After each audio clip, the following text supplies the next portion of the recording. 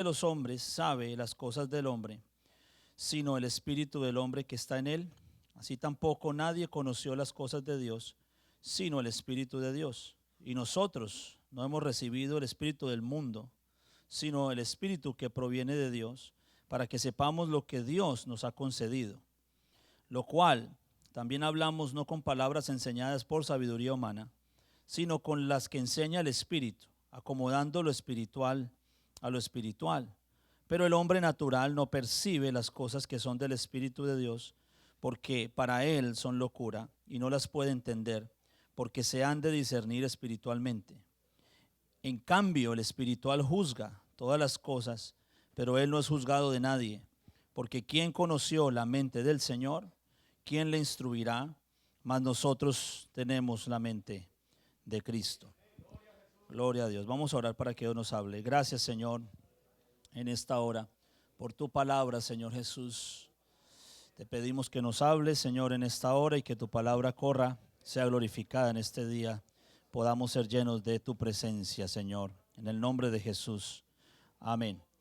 Gloria al Señor. Jóvenes con la mente de Cristo, ese es el tema que voy a tratar ahora. Hablamos lo espiritual acomodado a lo espiritual. El tema de lo espiritual no es un tema que ha de ser discernido en lo terrenal ni en lo carnal. Las cosas del espíritu son las cosas del espíritu y lo que es entonces de la carne corresponde a la carne. El Señor nos enseña la palabra a través de las palabras del apóstol Pablo en Gálatas capítulo 5, versículo 16. Bueno, el primer versículo de ese capítulo dice que estemos firmes, estad pues firmes en la libertad con que Cristo nos hizo libres y no estemos otra vez sujetos bajo el yugo de esclavitud. Ya en el versículo 16 dice, digo pues andad en el Espíritu y no satisfagáis los deseos de la carne, porque el deseo de la carne es contra el Espíritu y el de Espíritu contra la carne y ambos se oponen entre sí para que no hagáis lo que queréis. Y manifiestas son las obras de la carne, y hay una lista de pecados allí que son producto de la carne. Pero luego dice, mas el fruto del Espíritu es amor, gozo, paz, paciencia, benignidad, bondad, fe, mansedumbre y templanza. Contra tales cosas no hay ley. Los que son de Cristo han crucificado su carne con sus pasiones y deseos. Y si alguien quiere alcanzar el carácter del Espíritu, debe primero sujetarse a lo que el Espíritu dice. El Señor decía entonces en cada una de los mensajes que le dijo él a el apóstol Juan para escribirle a cada una de las iglesias que están en Asia Menor, él dice, el Espíritu, el que tenga oídos para oír, oiga lo que el Espíritu dice a la iglesia. Entonces, aquí podemos darnos cuenta que lo que nosotros estamos esperando de Dios es espiritual. Y en esto hay que tener un contexto claro. ¿Qué es lo que estamos buscando para Dios? Vamos a ponerlo de esta manera. En el mundo muchas personas buscan diferentes tipos de cosas. Y si usted le pregunta a un joven allá afuera, o le pregunta a una dama o le pregunta a un caballero allá afuera que qué es lo que está buscando, usted va a recibir muchos tipos de respuestas.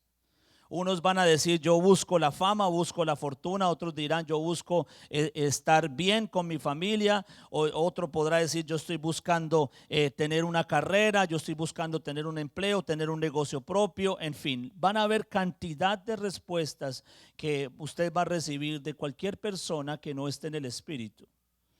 Y la sed de querer alcanzar cosas en lo terrenal es algo normal en la vida. Nosotros cada vez que emprendemos algo en nuestra vida terrenal, siempre estaremos buscando el éxito en cada cosa que hacemos. Nadie va a empezar un negocio para que fracase al otro día, sino que hace todo lo posible para que salga adelante y para que entonces prospere. Eso es lo normal en la vida, de que cada cosa que se emprenda tenga un objetivo y tenga una meta final. Eso no está mal, el soñar, el estudiar, el alcanzar a hacer cosas está muy bien y la juventud debe prepararse para eso porque tienes dos opciones: o estudias y sacas un buen empleo y te va bien, o te quedas en McDonald's friendo hamburguesas, sabiendo que tuviste la oportunidad. Y hablo con aquellos que han tenido la oportunidad de estudiar desde pequeños en este país. Otros han tenido diferentes situaciones. Yo estuve en el medio de los dos. Llegué en una edad donde estaba adolescente, alcancé a estudiar, pero no pude entrar a la universidad. Así que estuve como en medio de las dos situaciones. Pero mis hermanos pudieron estudiar en la universidad sin ningún problema después de que se graduaron de high school y pudieron hacer sus carreras. Todos pudimos lograrlo. A mí me costó muchísimo, pero lo pude lograr al final. El asunto con esto es que no está mal, porque o te pones a hacer eso o vas a terminar haciendo cualquier otra cosa que obviamente va a generar mucho más esfuerzo a la hora de conseguir el sueldo, ¿no? Y nada de eso está mal. Por esa razón todos tenemos que salir adelante en lo que estamos haciendo en nuestras vidas cotidianas. Pero una cosa es lo espiritual y otra cosa es lo terrenal. Y este es el punto que yo quiero enfatizar el día de hoy. No mezclemos las dos cosas porque no tienen nada que ver. El evangelio se ha convertido hoy en día en algo tan terrenal y hasta tan mundanal que la parte espiritual se ha quitado de en medio. Y la razón es muy sencilla, porque o somos terrenales o somos espirituales. Podemos tener sueños en lo terrenal, podemos querer alcanzar cosas en nuestras vidas y está muy bien. Y yo le digo a los muchachos: estudie, haga lo que más pueda hacer, conquista el mundo y no se case tan joven, porque si no, no va a poder conocer el mundo, no va a tener cómo. Pero lo que hacemos en la iglesia no tiene nada que ver con eso. Porque si tú quieres alcanzar lo terrenal, ve a la universidad, estudia, saca un título y busca un trabajo y hazlo.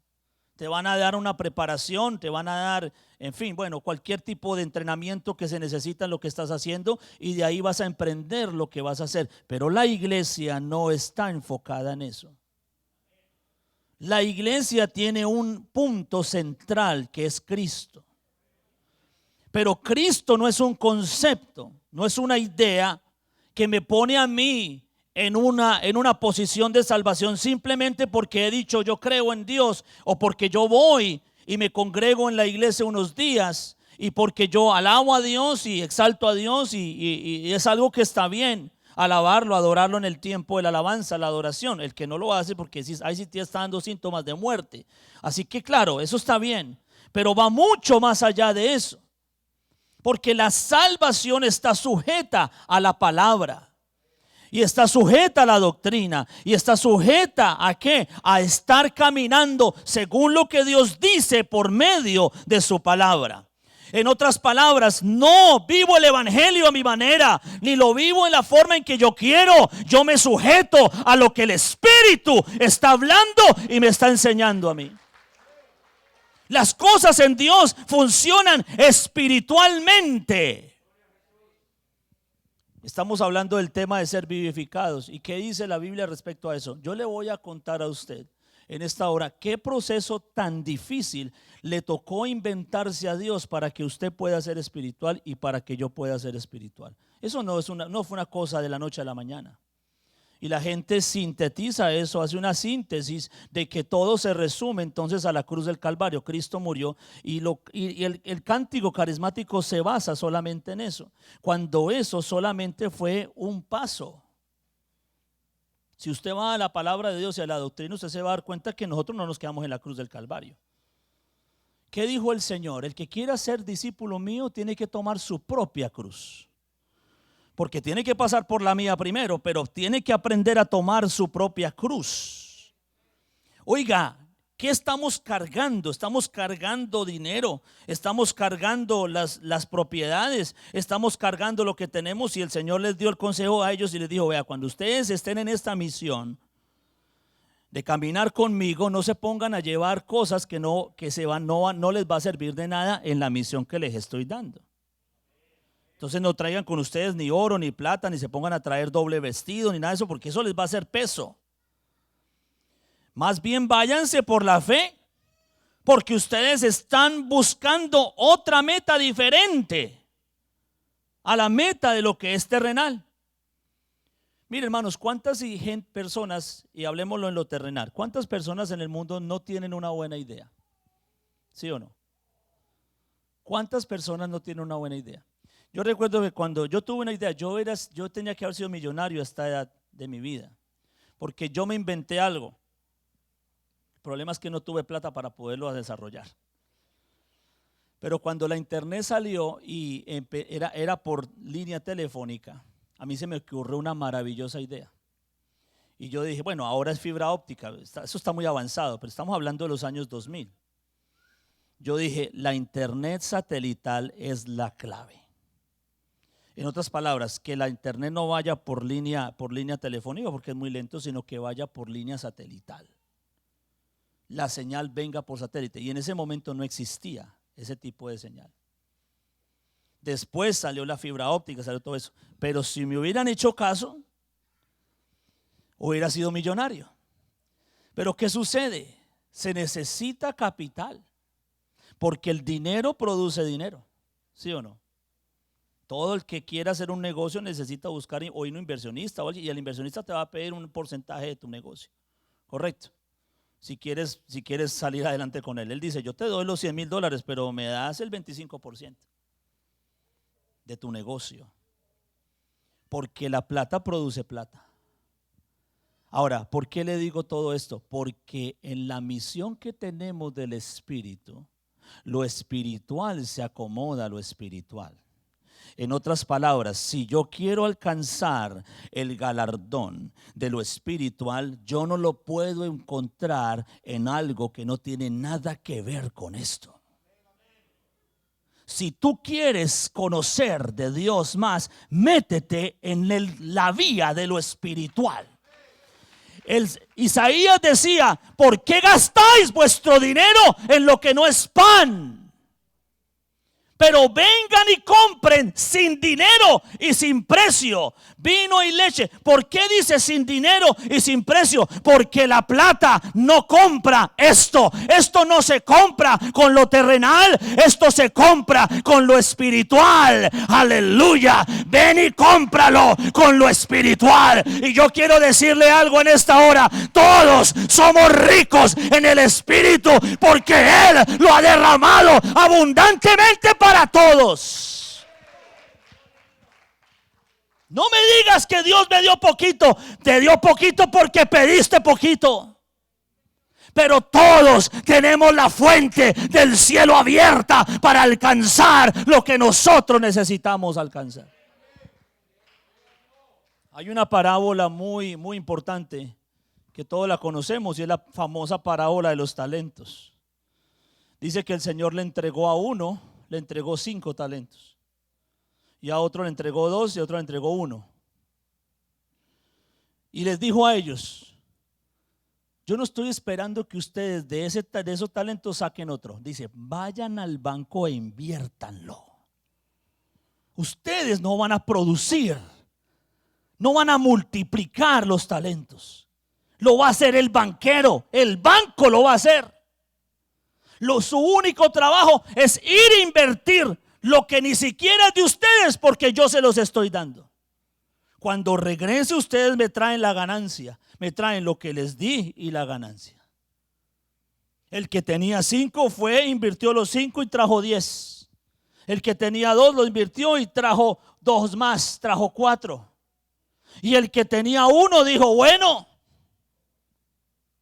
Señor, yo he sabido que tú eres bravo, eres malo, eres injusto. Entonces a mí me dio miedo. Que entonces lo que yo hice fue que yo agarré el talento y lo escondí.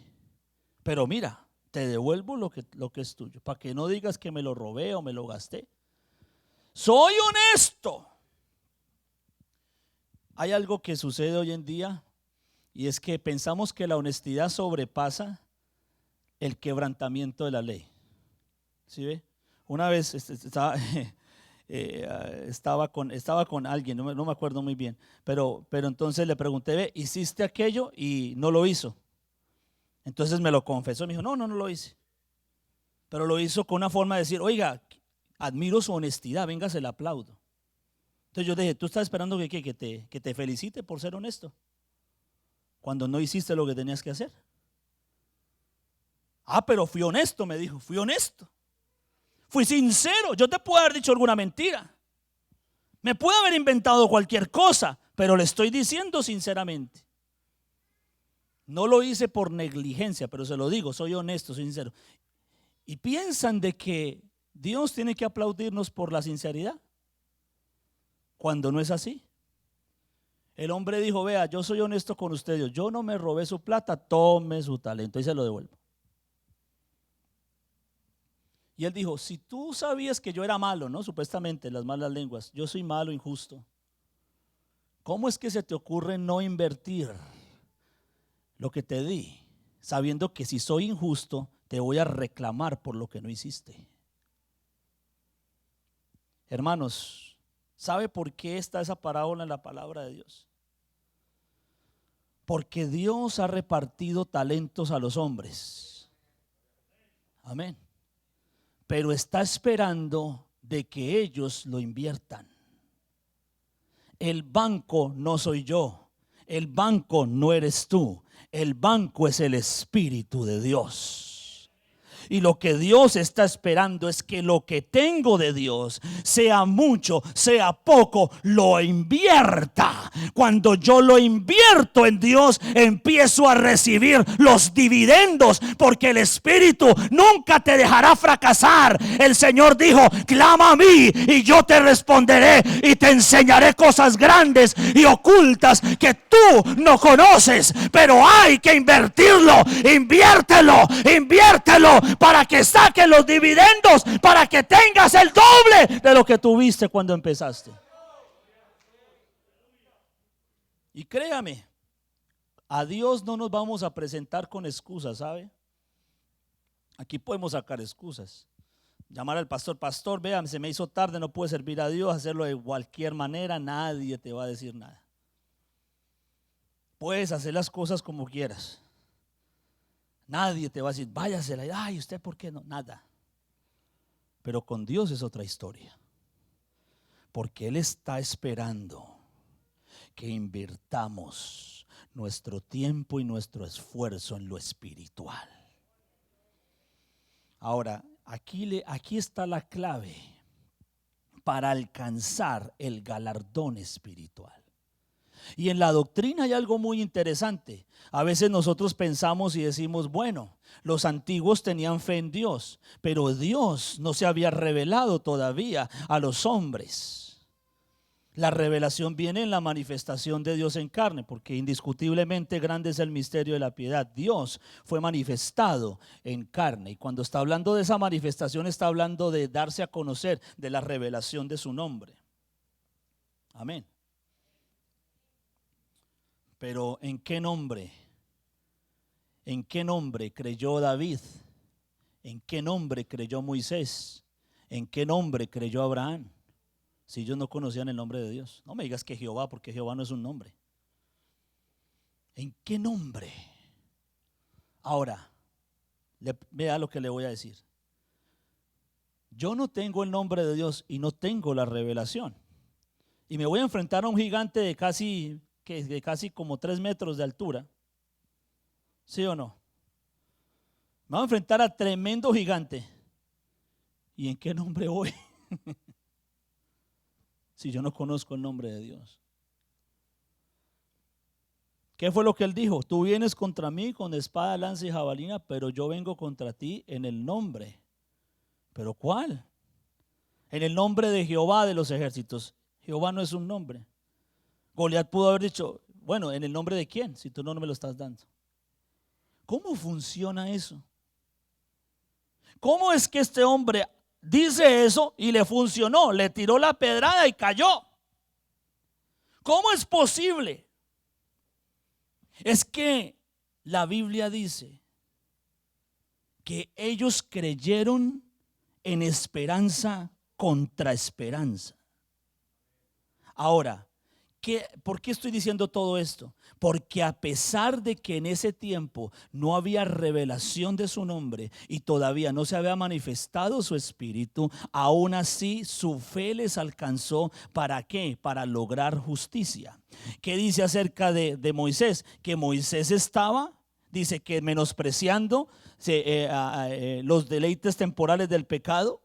Por preferir los vituperios de Cristo, porque tenía puesta la mirada en el galardón. Se sostenía como viendo al invisible. Pero menciona a Cristo. ¿Cómo Moisés sabe de Cristo? Ahora, el que tenga espíritu de mesianismo y de judaísmo, aquí le hago la gran pregunta. Explíqueme ese versículo. Porque claramente dice que Moisés había preferido los vituperios de Cristo. ¿Cuál Cristo si no se había manifestado hasta mucho después?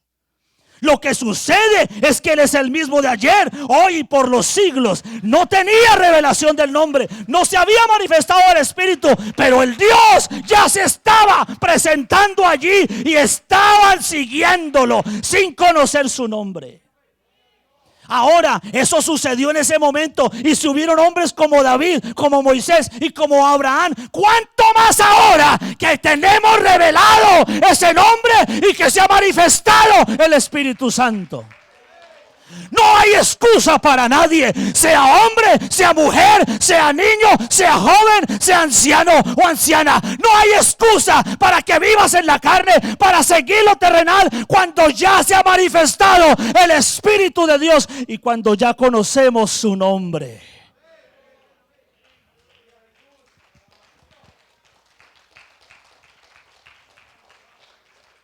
Pero hay que acomodar lo espiritual a lo espiritual. Hay que acomodar y saber que la iglesia no tiene nada que ver ni con el mundo, ni con las cosas del pecado. No tiene nada que ver. Una cosa son las tinieblas, otra cosa son la luz, una cosa es lo inmundo, otra cosa es lo santo.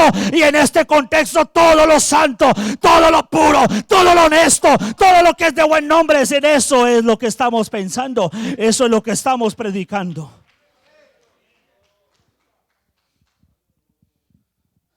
Pablo decía en Colosenses capítulo 3: si puedes haber resucitado, poned la mira en las cosas de arriba, donde está Cristo sentado a la diestra de Dios, porque habéis muerto y vuestra vida está escondida con Cristo en Dios.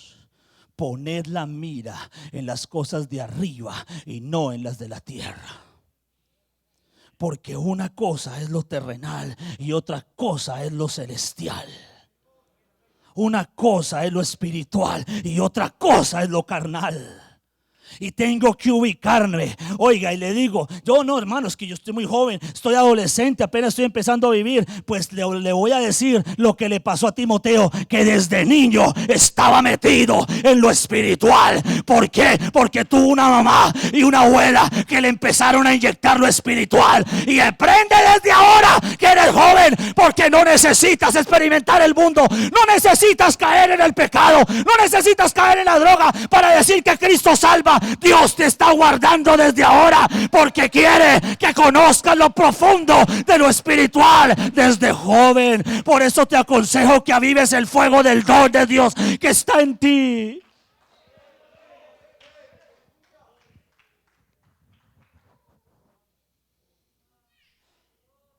Aquí viene la parte más dura del mensaje. Bueno, para el que quiera estar en la carne.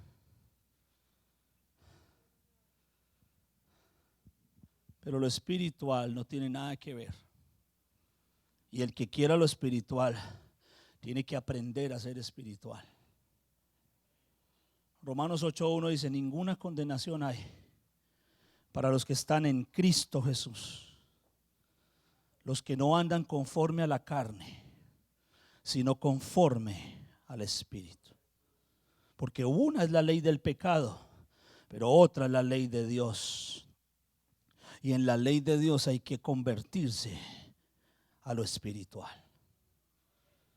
Dios está esperando una juventud espiritual, no una juventud carnal, ni mucho menos una juventud mundana. Eso es lo que se está viendo todos los días, tristemente aún en nuestras iglesias pentecostales, bajo la influencia del neopentecostalismo. Pero yo quiero decirle algo, mi amado hermano: el que es de la carne, carne es, y todo lo que es carne perece y muere. Pero el que es del Espíritu, Espíritu es, y el que es del Espíritu heredará el reino de los cielos. Estas palabras no se han cambiado de la Biblia y todavía están escritas para nosotros. Yo tengo que aprender a ser espiritual. ¿Por qué? Porque si soy carnal me pierdo, pero si soy espiritual, el reino de los cielos me estará esperando.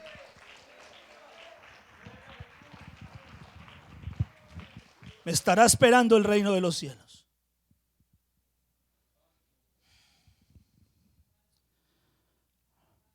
Romanos capítulo 6.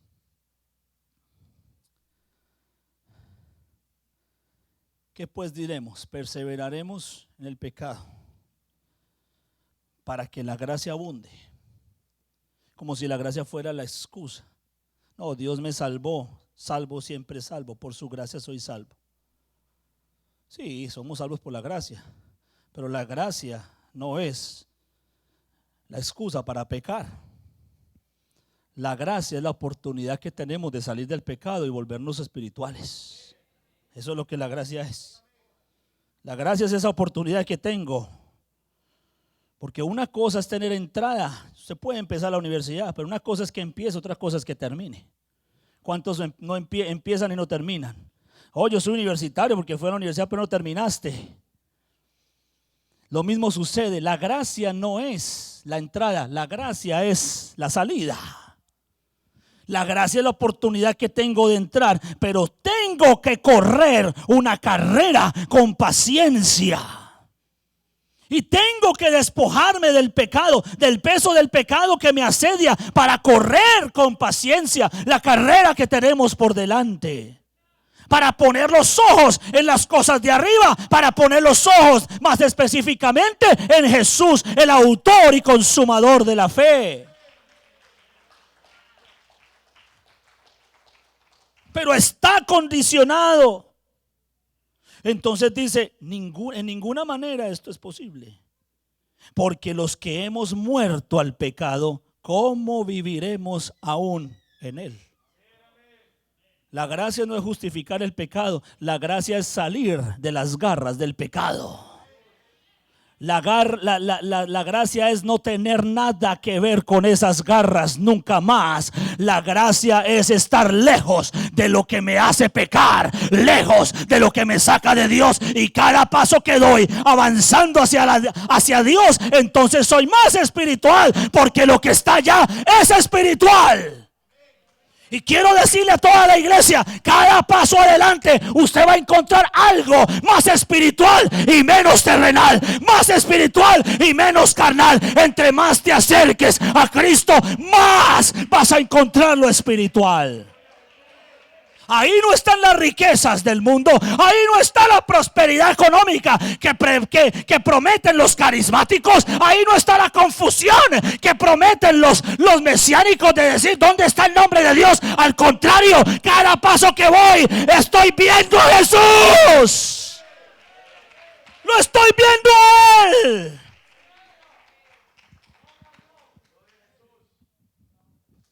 Hablando de las confusiones de los nombres de Dios, a mí me da risa algo, y es lo siguiente.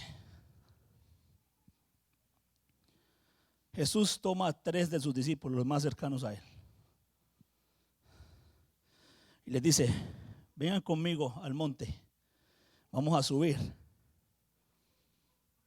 Se requería un monte y se requería subir. Pero subir ¿con quién? Con él. No subir solo. Moisés subió solo a encontrarse con Dios. Eso era lo que pasaba en el pasado, valga la redundancia. Pero ahora no es así. Antes Moisés tenía que aprender a subir solito.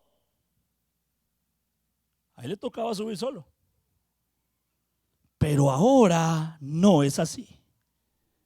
Ahora Jesús subió con ellos. Jesús no fue a la punta de la montaña y le dijo: espérenme ustedes aquí abajo, cuando yo esté arriba ustedes suben. ¿Sí o no? No le dijo eso, sino que le dijo: ustedes vamos juntos y subamos juntos. Porque lo que ocurrió en el Antiguo Testamento es sombra y figura de aquel que habría de manifestarse. Pero una vez el presente, ya no se necesita lo que es sombra y figura, porque ahora la verdad está revelada en él. Entonces él dijo: vengan y suban conmigo. Pero aquí es donde ustedes tienen que ver lo que va a pasar. Porque ellos estaban con Jesús al lado de él y lo veían de una forma, ¿sí o no? Y subieron, pero estando arriba, el Señor comienza a cambiar de aspecto. No se apareció otro, no se apareció otra divinidad. Se oyó la voz del cielo. Una cosa es oír la voz del cielo, otra cosa es que se aparezca otro. Son dos cosas distintas. Pero él comienza a cambiar su aspecto. Y ellos comienzan a ver un aspecto diferente de Jesús. Vea, hermanos, yo podré darle toda la teología que usted quiera para que usted entienda la revelación del nombre de Jesús. Y podemos discutir y pelear, y si quiere hacemos un debate o hacemos una batalla, lo que usted quiera llamar, yo le voy a ganar, seguro que sí, sin ningún problema. Pero esa no es la idea. Porque a Jesús no se conoce en lo terrenal. Creo que algunos me entendieron, los espirituales me han entendido. El Jesús que ven los trinitarios, los mesiánicos, todos, el mundo, los musulmanes, es un Jesús terrenal, pero no es la revelación de Dios. A Él hay que conocerlo allá arriba. Hay que subir con él a la montaña. Y cuando yo estoy ahí, yo voy a empezar a ver un aspecto de Jesús espiritual.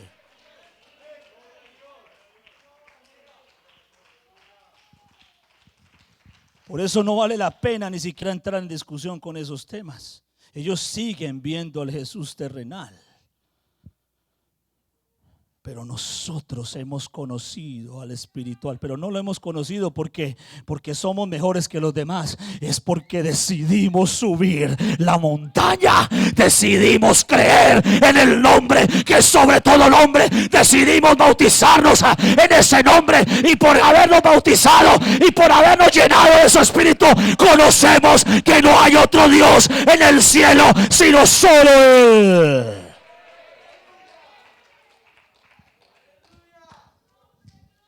Aparecieron los dos personajes más importantes del Antiguo Testamento, hablando de la columna profética y doctrinal: Moisés con la ley y Elías como representante de la profecía, la columna profética, lo que luego dice Pablo a los Efesios. ¿Fundamentados qué? Bajo el fundamento, edificados bajo el fundamento de apóstoles y profetas, siendo la principal piedra del ángulo Jesucristo mismo. Pero ahí están las dos columnas. La ley está representada en Cristo mismo, quien la interpretó, la cumplió y la reveló. Y ahí estaba el otro elemento, nada más ni nada menos que el mismo Elías, el profeta del fuego.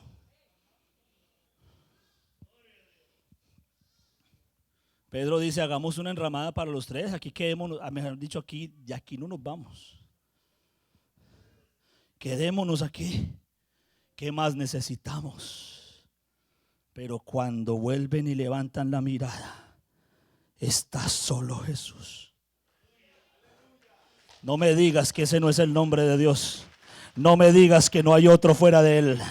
No me digas, pero para eso se necesita subir al monte. Ahí se recibe la revelación. Eso de subir al monte significa ser espiritual. Hay que acomodar lo espiritual a lo espiritual. Hay que acomodar lo santo a lo santo. Hay que acomodar lo celestial a lo celestial. Y hay que entender que la forma en que vamos a conocer a Cristo es en el ámbito espiritual, es allá arriba. Es ahí.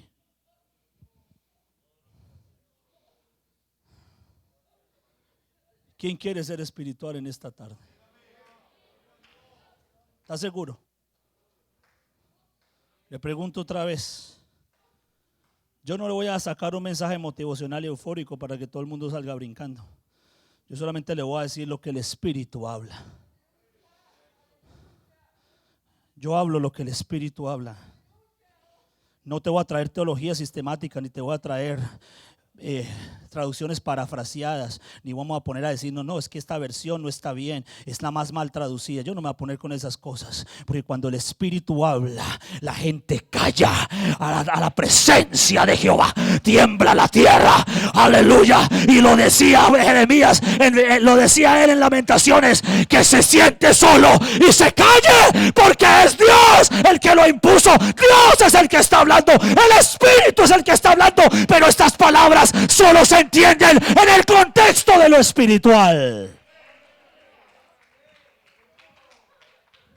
Y no vamos a entrar en detalles con ese tipo de teología. Y vuelvo, le repito, no es que me esté asustado porque no sepa, sé muy bien lo que estoy haciendo. Pero en el culto, es que es un culto a Dios. Si vamos a charlar de eso, allá en el comedor después hablamos y me pregunta lo que quiera. Pero el culto es donde Dios habla. El culto es cuando el Espíritu habla. Y cuando el Espíritu habla, hay que aprender a oír la voz del Espíritu.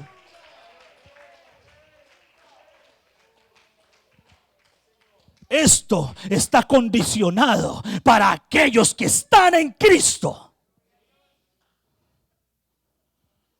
Por eso le pregunto una vez más, ¿usted quiere ser espiritual? ¿Está seguro? Oiga bien. Oiga bien. Así también vosotros, el que quiera ser espiritual, y se lo voy a decir bíblicamente en el mismo capítulo 6 de Romanos. Así pues, dice, así también vosotros considerados muertos al pecado. Usted quiere ser espiritual, tiene que estar muerto para el pecado.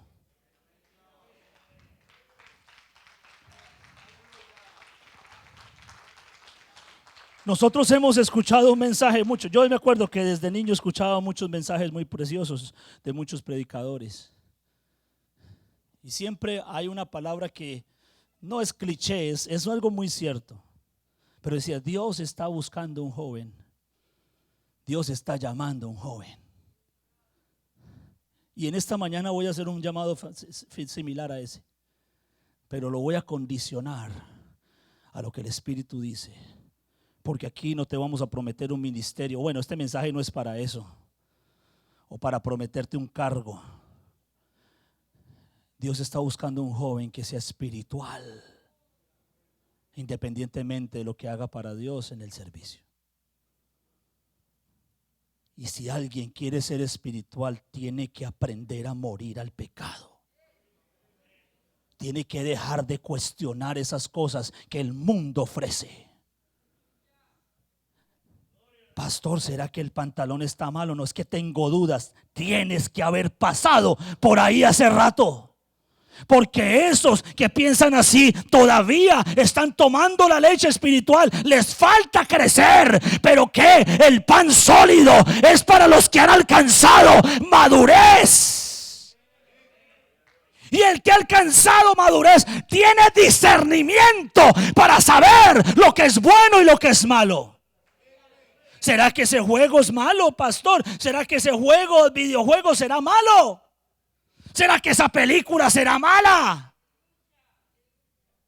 ¿Será que ponerme ese estilo de ropa será bueno o será malo? ¿Será que salir con mis amigos del mundo será bueno o será malo? Eso es para los niños. Si quieres ser espiritual, muere de una vez a lo del mundo y a lo pecaminoso. Por eso le pregunté antes si está seguro. Porque aquí lo dice literalmente, pero vivos para Dios, considerados muertos al pecado, pero vivos. ¿Alguien quiere ser vivificado? Si todos queremos ser vivificados, ¿sí o no? Pues está condicionado en esta hora a la consagración.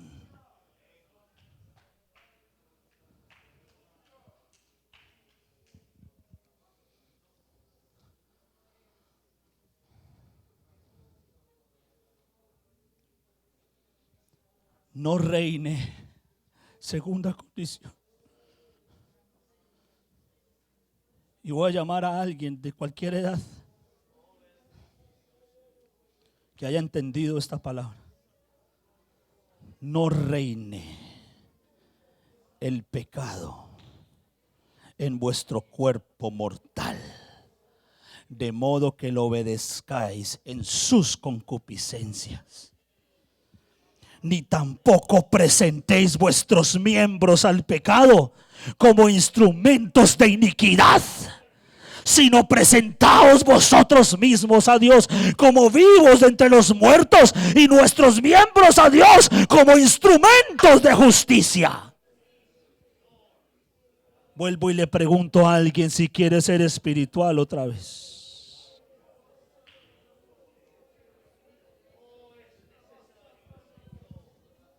El que lo quiera hacer, pase al altar y arrodíllese. Vamos a humillarnos en la presencia de Dios.